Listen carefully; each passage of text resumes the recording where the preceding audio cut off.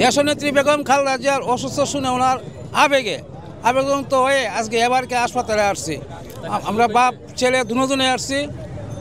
বাবু দেখা না, ভিতরে দেখতে পাবেন আমাদের কেন্দ্রীয় নেতৃবৃন্দ গেছে, বিভিন্ন খবর পাইতেছি। আমরা দেখা বড় কথা না, আসছি এখানে ওনার আবেগ নিয়ে।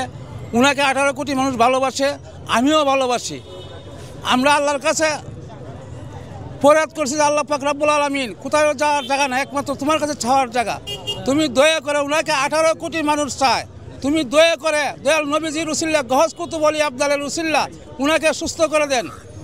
উনাকে সুস্থ করতে আমাকে অসুস্থ করেন, আমাকে অসুস্থ করেন, তবে উনাকে সুস্থ করে 18 কোটি মানুষের কাছে ফিরিয়ে দেন আল্লাহ পাক রব্বুল আলামিন। এই বলে তোমার কাছে আমার আবদাল, আল্লাহ উনাকে সুস্থ করে আমাদের কাছে ফিরে দেন। আমিন আমিন। আমি আইসি বরিশাল থানে ম্যাডামের সুস্থ কামনা করার জন্য, দেশবাসীর জন্য দোয়া প্রার্থনা করে, এই কারণে আর কি ম্যাডামের কাছে আইসি। না দেখার সুযোগ আমাকে সাধারণ লোক যাইতে দেয় না, যারা মনে করেন বড় বড় নেত্রী আছে রে, এগারো খালি ঢুকতে দেয়। আমরা যেমন সাধারণ কর্মী আছি, এগারো মানে ভিতরে কোনো পারমিশন ঢুকতে দেয় না আর কি। এই কারণে আমরা বাইরে অবস্থান নিচ্ছি আর কি। আমার তো মনে করেন খারাপ লাগে, 3বার প্রধানমন্ত্রী ছিল আমাদের দেশে, মনে করেন অনেক খারাপ লাগতে আছে সাধারণ লোকে।